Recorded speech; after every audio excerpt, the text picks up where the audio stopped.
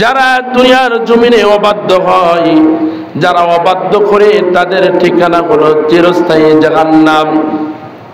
কুল্লামা আরাদু আইয়াখরুজু মিনহা, যখন তাদেরকে জাহান্নামের মধ্যে নিক্ষেপ করা হবে, জাহান্নামের ভয়ঙ্কর শাস্তি যখন তারা সহ্য করতে পারবে না, এমন সময় যখন তারা জাহান্নাম থেকে বের হতে চাবে, তাদেরকে বলা হবে যুকু আযাবান নারিল্লাযী কুনতুম বিহা তুকাজ্জিবুন। তাদেরকে ধাক্কাইয়া জাহান্নামের মধ্যে নিক্ষেপ করা হবে আর বলা হবে তোমরা ওই জাহান্নামের শাস্তি ভোগ করো, দুনিয়ার জমিনে যেই জাহান্নামকে তোমরা অস্বীকার করতে। অন্য আয়াতের মধ্যে আল্লাহ পাক রব্বুল আলামিন বলেন ওয়াল্লাযীনা কাফারু লাহুম নারু জাহান্নাম ওয়াল্লাযীনা কাফারু লাহুম নারু জাহান্নাম লা ইউকদা আলাইহিম ফায়ামুতু ওয়া লা ইউখাফফাফু আনহুম মিন আযাবিহা কাযালিকা নাজজি কুল্লা কাফুর। আল্লাহ পাক রব্বুল আলামিন বলেন ওয়াল্লাযীনা কাফারু লাহুম নারু জাহান্নাম, যারা কুফরি অবলম্বন করে তাদের ঠিকানা হলো চিরস্থায়ী জাহান্নামের আগুন। তারা ওই চিরস্থায়ী জাহান্নামের আগুনের মধ্যে সর্বদাই থাকবে। জাহান্নামের আগুন যখন তারা সহ্য করতে পারবে না, লা ইউকদা আলাইহিম ফায়ামুতু, তারা সেই জাহান্নামের মধ্যে মৃত্যু কামনা করবে। আল্লাহ পাক রব্বুল আলামিন বলেন তাদেরকে সেই দিন মৃত্যুও দেওয়া হবে না, তাদের এই ফয়সালাও করা হবে না যে তোমরা মৃত্যুবরণ করো। ওয়ালা ইউখাফফাফু আনহুম মিন আযাবিহা, কাল কিয়ামতের ময়দানে সেদিন তাদের আযাবও লাঘব করা হবে না।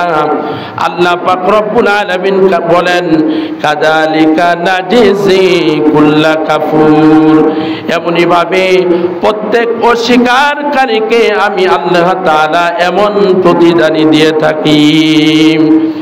এরপর আল্লাহ পাক রব্বুল আলামিন অন্য আয়াতের মধ্যে বলেন ইন্নাল্লাযীনা কাফারু মিন আহলিল কিতাবি ওয়াল মুশরিকিনা ফী নারি জাহান্নাম খালিদিনা ফীহা উলাইকা হুম শাররুল বারিয়্যা। ইন্নাল্লাযীনা কাফারু মিন আহলিল কিতাবি ওয়াল মুশরিকিন, আহলে কিতাবদের মধ্য থেকে মুশরিকদের মধ্য থেকে যারা কুফরি অবলম্বন করেছে তারা চিরস্থায়ী জাহান্নামের মধ্যে থাকবে। উলাইকা হুম শাররুল বারিয়্যা, সৃষ্টির মধ্যে তারা কতই না নিকৃষ্ট জাতি। এভাবে আল্লাহ পাক রব্বুল আলামিন কাফের মুশরিক মুনাফিকদেরকে চিরস্থায়ী জাহান্নামের মধ্যে ভয়ঙ্কর শাস্তি দিবেন। জাহান্নামের কয়েকটা স্তর আছে। আল্লাহ পাক রব্বুল আলামিন বলেন ওয়া ইন্না জাহান্নামা লামাউইদুহুম আজমাইন লাহা সাবআতু আবওয়াব লিকুল্লি বাবিম মিনহুম জুজুম মাকসুম। আল্লাহ পাক রব্বুল আলামিন বলেন ওয়া ইন্না জাহান্নামা লামাউইদুহুম আজমাইন, নিশ্চয়ই জাহান্নাম হবে ইবলিসের অনুসারী দলের প্রতিশ্রুত জায়গা। লাহা সাবআতু আবওয়াব, জাহান্নামের 7টি স্তর আছে। লিকুল্লি বাবিম মিনহুম জুজুম মাকসুম, প্রত্যেক স্তরের মধ্যে নির্দিষ্ট ব্যক্তিরাই সেখানে প্রবেশ করবে। জাহান্নামের 7টি স্তর আছে। জাহান্নামের 7টি স্তর কি? আল্লাহ রাসূল সাল্লাল্লাহু আলাইহি ওয়াসাল্লাম বলেছেন প্রথম হলো জাহান্নাম, দ্বিতীয় হলো লাজা, তৃতীয় হলো হুতামা, চতুর্থ হলো সাঈর, পঞ্চম হলো সাকার, ষষ্ঠ হলো জাহিম, সপ্তম হলো হাবিয়া। তো এই জাহান্নাম দ্বারা একটা নির্দিষ্ট স্থানকে বোঝায় না, জাহান্নামের নির্দিষ্ট একটা স্তরকে বোঝায়। তবে জাহান্নাম দ্বারা পূর্ণ জাহান্নামকেও বোঝায়।